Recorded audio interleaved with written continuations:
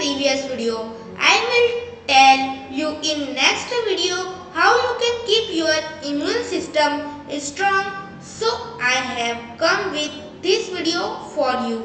Without any wastage of time, let's start our video. How do we keep a healthy immune system? There are many ways to keep our immune system boosted and healthy. These including avoiding things that are harmful to our bodies like smoking and excessive amount of alcohol.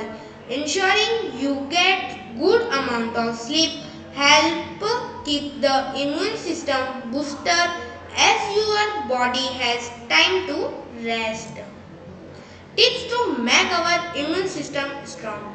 To keep your immune system healthy, you must eat a large variety of fruits and vegetables and make sure you maintain a healthy diet. Exercising is also part of keeping your body and immune system in good form. It is vital to take care of immune system as it will prolong our lives and help us stay and healthy. So thanks for watching guys.